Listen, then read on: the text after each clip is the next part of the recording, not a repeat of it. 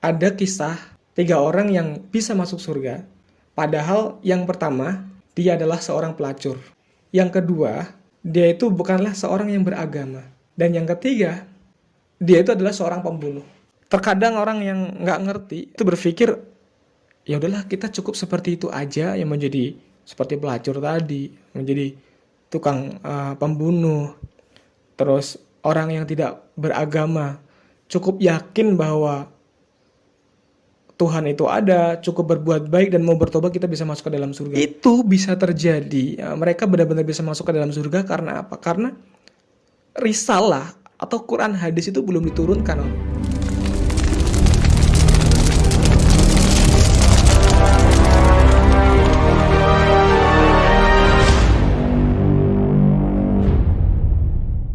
Assalamualaikum warahmatullahi wabarakatuh. Teman-teman, balik lagi sama aku Awal Ponlov. Alhamdulillah ya, udah beberapa waktu aku nggak bikin podcast. Kali ini aku hadir dengan suasana yang berbeda. Kita santai aja, ini solo podcast ya. Jadi aku pengen bercerita sesuatu yang mungkin di situ nanti aku mengambil sumber-sumber dari beberapa dalil atau hadis yang semoga itu bisa bermanfaat buat kita semua. Teman-teman, jadi beberapa hari yang lalu itu ada kabar gembira ya, khususnya di Indonesia, bahwa Cak Emir, salah satu mubalik senior yang sekarang menetap di Australia, itu datang ke kota Bandung untuk memberikan nasihat-nasihat kepada para mubalik-mubalik di sini. Dan alhamdulillah saya salah satu orang yang berkesempatan untuk bertemu dengan beliau dan ya sedikit ngobrol, dan kemarin minta nomor HP. Ya bisa buat nanya seputar hukum dan lain-lain. Dan kemarin aku nyoba hubungin beliau buat gabung di podcast gitu kan, di mendadak podcast ini, tetapi ternyata beliaunya agak sibuk karena ketika malam aku ngubungin beliau, beliaunya bilang, aduh mas besok aku mau ke Sydney, jadi ya nggak ada waktu. Tapi next time insya Allah lah kita agendakan, barangkali beliaunya mau untuk hadir di podcast kita. Nggak tahu gimana teknisnya, mungkin bisa online ya. Yang penting beliau bisa memberikan nasihat kepada kita semua. Oke teman-teman, aku pengen cerita tentang sedikit tentang diri saya ya. Jadi saya itu basicnya, backgroundnya itu seorang santri sebenarnya, yang sekarang menjadi seorang mubalik ya. Mubalik itu penyampai ya, ya kayak ustadz lah, ustadz, tapi bukan ulama. Kalau ulama itu minimal hafal ribuan hadis ya, tapi kalau penyampai, siapapun bisa menjadi seorang penyampai, menjadi seorang mubalik. Bahkan Nabi Rasulullah SAW itu pernah bersabda, balighu ani walau ayat, sampaikanlah dariku meskipun satu ayat. Meskipun dia hanya menyampaikan satu ayat, sebenarnya dia sudah menjadi seorang mubalik. Tetapi di sini dalam konteks yang saya lalui, mubalik adalah ya dalam kehidupannya, kesehariannya, ia mendedikasikan dirinya untuk menyampaikan ilmu Al-Quran dan Al-Hadis. Ada beberapa faktor kenapa aku memilih atau mendedikasikan diri untuk menjadi seorang mubalik. Sebenarnya memang itu udah menjadi cita-cita dari kecil ya, mungkin sejak aku usia 7 tahun gitu. Karena dari kecil aku dididik oleh para mubalik dan mubalighah, yang kemudian membuat aku berpikir bahwa ternyata menjadi mubalik-mubalighah itu sesuatu yang luar biasa ya. Ada dalil itu, khairukum man ta'alamal Qur'an wa 'allamahu. Jadi sebaik-baiknya kalian adalah orang yang mau belajar Al-Qur'an dan mau mengajarkannya. Ya, mubalik gitu loh. Itu luar biasa. Di sisi lain, saya juga memahami atau mengerti pada saat itu tentang dalil amro ini lantadilu matamasaktum bihima kitaballahi wa sunnati nabihi sallallahu alaihi wasallam. Jadi ada 2 perkara di kalangan kalian yang kalian ketika menetapi 2 perkara tersebut kalian tidak akan tersesat, yaitu kitaballah Al-Quran dan wa sunnati nabihi, sunnahnya Nabi, yaitu Al-Hadis. Lalu faktor berikutnya, karena mungkin kondisi ekonomi keluarga ya. Iya, aku nggak munafik ya, nggak menutup kemungkinan mungkin apabila misal nih saat itu keuangan lagi banyak ya kan, lagi jaya-jayanya keluarga, ya mungkin godaan duniawi itu ada yang akhirnya membuat wis lah aku tak milih kuliah aja gitu kan. Tetapi alhamdulillah ya Allah mendukung bahwa pada saat itu kondisi keuangan lagi kurang pas, kurang bagus untuk kuliah. Ditambah saya juga memiliki kefahaman bahwa khairukum man ta'allamal Qur'an wa 'allamahu. Jadi gitu teman-teman, itu sedikit basic tentang diri saya. Kenapa saya memilih menjadi seorang mubalik atau menjadi seorang santri. Dan ini teman-teman, saya ingin berbagi beberapa catatan yang udah saya catat, yang udah saya siapkan di sini, yang mungkin itu bisa jadi salah satu pegangan hidup lah buat saya. Karena banyak orang itu mengalami kehidupan, menjalani kehidupan, mengalami berbagai macam problematika hidup, mereka itu tidak bisa menjalaninya, melewatinya dengan sabar. Kenapa? Karena yang ada di otak mereka, mindsetnya, itu hanya soal duniawi, dan duniawi. Nah, itu akan kita bahas. Jadi yang pertama teman-teman, saya mengingat sebuah hadis yang bunyinya begini. Ma masalud dunya fil akhirah ila masaluma yaj'alu ahadukum isba'ahu fil yami falyangdur bima yarji. Yang artinya tidak ada gambarannya dunia dibandingkan dengan akhirat kecuali seperti salah satu kalian yang mencelupkan jarinya ke dalam lautan lalu diangkat kembali, lihatlah apa yang menetes kembali. Yang menetes atau yang menempel di jari kita ketika kita mencelupkan jari ke lautan, ini adalah gambarannya dunia, sedangkan lautan yang begitu luasnya itu adalah gambarannya akhirat. Itu sangat luar biasa sekali ya. Jadi kalau kita melihat perbandingannya itu nggak apple to apple gitu. Jadi akhirat begitu luasnya, rahmat Allah, kekuasaan Allah, bahkan mungkin nikmat-nikmatnya nanti ketika kita masuk ke dalam surga, sekaligus siksaannya kalau masuk ke dalam neraka. Dan dibandingkan dengan dunia yang ketika kita diiming-imingi dengan kehidupan duniawi yang sepele saja, yang cuma setetes saja, itu bisa berebut bahkan sampai saling bunuh-membunuh gitu. Ini ada sebuah kutipan ya yang saya ketahui bahwa orang yang memiliki banyak kebutuhan, sebenarnya orang itu adalah orang yang memiliki banyak kebodohan. Karena hakikinya orang yang banyak dengan kecukupan adalah orang yang sebisa mungkin banyak hal yang tidak ia butuhkan, bukan memenuhi semua kebutuhan. Karena ada sebuah riwayat teman-teman yang menjelaskan atau menceritakan manusia ya, ketika manusia itu oleh Allah diberikan jurang harta sebanyak 2 jurang. Jurang itu kan besar sekali ya. Di situ ada isinya tuh harta. Ya emas, berlian, intan, uang. Itu kan sangat banyak sekali.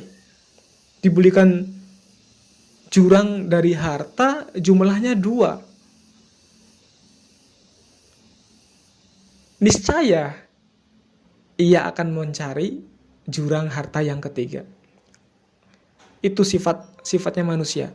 Sifatnya manusia itu akan selalu merasa kurang, akan selalu merasa tidak puas hatinya. Kecuali orang-orang yang bersyukur. Nah, ini perlu kita garis bawahi bahwa kalau kita selalu berusaha mencari pemenuh nafsu atau pemenuh kebutuhan kita tanpa kita mau mensyukuri dengan apa yang ada di sekeliling kita, ya maka kita tidak akan pernah bersyukur kepada Allah dan kita justru malah kufur. Tidak sibuk ibadah dengan harta yang kita punyai, tetapi kita sibuk mencari uang padahal sebenarnya harta sudah mencukupi gitu. Bekal sudah mencukupi. Nah, ini yang perlu kita garis bawahi. Padahal kalau dipikir-pikir kan di dunia ini insya Allah nggak ada ya orang yang memiliki harta itu sampai 3 jurang harta, itu nggak ada ya. Nggak usah 3 jurang, 1 jurang harta itu kayaknya nggak ada. Bahkan orang terkaya di dunia pun siapa, misal Bill Gates gitu, nggak mungkin Bill Gates memiliki harta sampai 1 jurang gitu. Nah, teman-teman, ini bisa menjadi apa ya, renungan kita agar betapa kita harus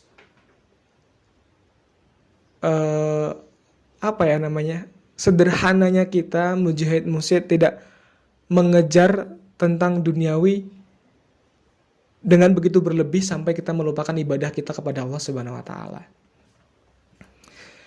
Ngomongin soal rizki, teman-teman, ada riwayat yang menjelaskan bahwa setiap seseorang itu tidak akan ia meninggal dunia atau Allah tidak akan mencabut nyawanya kecuali kalau jatah rizkinya di dunia itu sudah habis. Kadang kita itu, teman-teman, terlalu mengkhawatirkan tentang kehidupan kita, maisha kita. Padahal Allah itu sudah menjamin dan Allah sudah bilang, kamu itu nggak akan mati sebelum rizkimu habis gitu. Karena semua manusia itu kadar rizkinya itu sudah ditetapkan semuanya oleh Allah Subhanahu wa taala, teman-teman. Ini yang kita harus pahami itu. Ya memang ikhtiar itu perlu ya kan. Berusaha, bekerja itu perlu. Tetapi jangan kemudian membuat kita menghalalkan segala cara demi mencapai kepuasan nafsu. Misalkan kita oleh Allah diqadar hari ini mendapatkan rezeki dari segi uang 1 juta. Dari segi kesehatan, alhamdulillah nggak sakit. Tetapi kita merasa kurang dan kita mencari atau menghalalkan segala cara untuk menggapai rezeki yang lebih. Ya, itu kan jadinya tidak barokah. Termasuk salah satu ketika kita bersentuhan dengan orang yang bukan mahram. Kan dalilnya itu la ayyutu ana fi ra'si rajulim bimiyati min hadid khairul lahu min ayyamasa imra'atan la tahilul lahu. Jadi niscaya ditusuk kepala seorang lelaki menggunakan pasak dari besi itu lebih baik daripada dia menyentuh wanita yang bukan mahramnya. Kenapa saya membahas hal tersebut, teman-teman? Karena memang masih ada orang-orang itu yang berpikir bahwa nyari uang halal, nyari yang haram aja susah. Sekarang mah kita nggak bisa nyari uang nggak pegang-pegangan sama orang yang ya pasti kita akan bersentuhan lah untuk bertransaksi dan lain-lain. Maksud saya begini, segala sesuatu yang itu tidak disengaja atau bisa diminimalisir, ya itu kita minimalisir dengan sebisa mungkin. Kita hindari, kita jauhi. Tetapi ketika kita sudah mengetahui, tetapi kita justru malah melanggar dan meremehkan, nah ini yang nggak benar, teman-teman.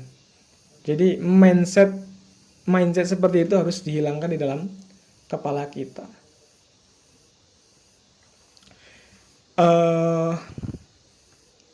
Ada dalilnya juga yang belum saya sampaikan tadi, bahwa Allah itu pernah berfirman, wa ma min dabatin fil ard illa 'alallahi rizquha, dan tidak makhluk melata pun di muka bumi ini kecuali atas Allah lah rizkinya.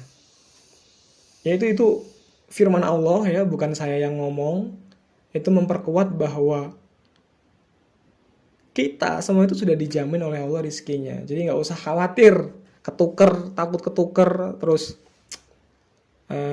bekerja mencari dunia sampai meninggalkan kewajiban kita kepada Allah Subhanahu wa taala atau melanggar aturan-aturan Allah dan Rasulullah. Nah, itu keliru besar, itu hal-hal yang melampaui batas, teman-teman. Lanjut ya, teman-teman. Di sini saya ingin menceritakan tentang ada kisah 3 orang yang bisa masuk surga. Padahal yang pertama, dia adalah seorang pelacur. Yang kedua, dia itu bukanlah seorang yang beragama.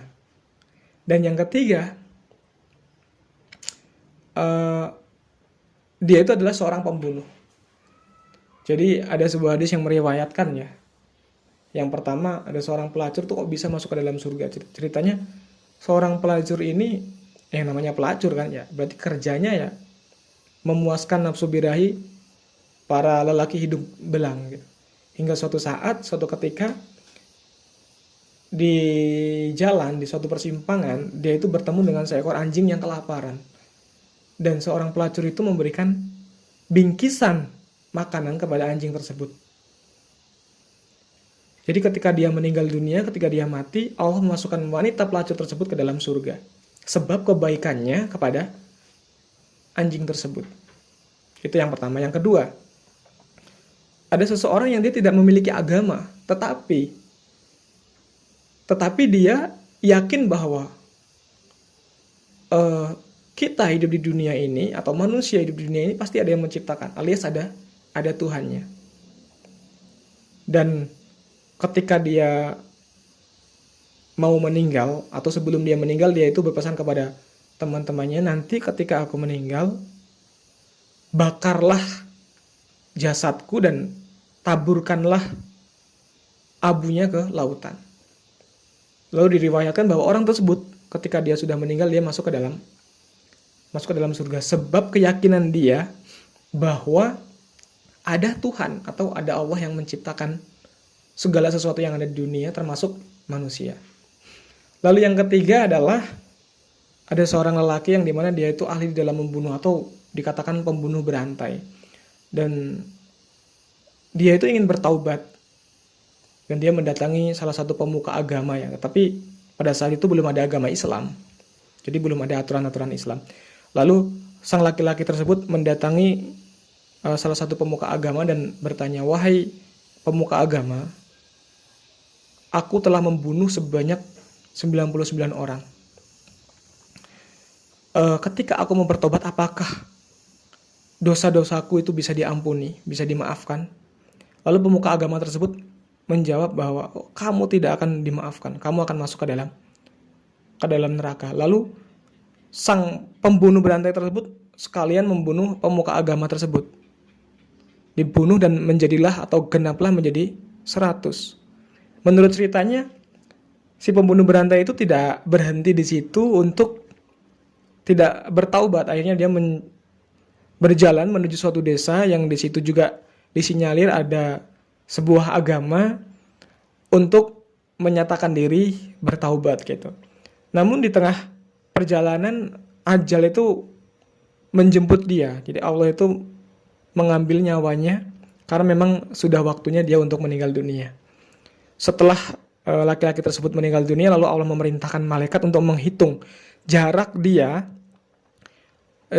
antara dia dengan desa dia membunuh dan jarak dia dengan desa yang mau dia tuju alias untuk bertobat itu lebih dekat yang mana. Ternyata setelah diukur lebih dekat dengan desa yang akan dia tuju untuk bertaubat. Lalu menurut cerita Allah memasukkan orang tersebut ke dalam surga. Ini beberapa cerita yang saya dapetin ya. Nanti bisa dikoreksi apabila ada yang keliru. Nah, terkadang orang yang nggak ngerti itu berpikir, ya udahlah kita cukup seperti itu aja, yang menjadi seperti pelacur tadi, menjadi tukang pembunuh, terus orang yang tidak beragama cukup yakin bahwa Tuhan itu ada, cukup berbuat baik dan mau bertobat kita bisa masuk ke dalam surga. Tidak seperti itu teman-teman. Jadi itu bisa terjadi, mereka benar-benar bisa masuk ke dalam surga karena apa? Karena risalah atau Quran hadis itu belum diturunkan ke bumi, alias pada saat itu belum ada agama Islam. Maka wajar ketika Allah atau ada sebuah hadis yang meriwayatkan orang-orang seperti itu dimasukkan ke dalam surga. Tetapi sekarang ketika Al-Quran dan Al-Hadis sudah turun, kita tidak bisa mengikuti jejak mereka. Ya kita harus mengikuti aturan-aturan, kaidah-kaidah, hukum-hukum yang ada di dalam Al-Quran dan Al-Hadis. Termasuk tadi yang saya sebutkan, bersentuhan antara lelaki perempuan yang tidak mahram, meskipun dalam konteks mencari nafkah, teman-teman. Kalau itu sudah menjadi nas bahwa haram ya haram, nggak boleh dihalalkan gitu. Jangan terus, wah mas sekarang mah realistis aja gitu. realistis aja. Kerja nggak usah lah pilih-pilih, yang ada yang ya diambil gitu. Nggak bisa seperti itu teman-teman. Kalau misalkan kita bicara realistis, tapi dengan ketentuan kita harus melanggar agama, pertanyaannya begini, lah kamu itu orang Islam apa bukan? Baik teman-teman, mungkin cukup sekian sharing kita pada hari ini. Semoga ini bisa bermanfaat buat teman-teman dan saya sendiri dan bisa mengupgrade keimanan kita kepada Allah Subhanahu wa taala. Assalamualaikum warahmatullahi wabarakatuh.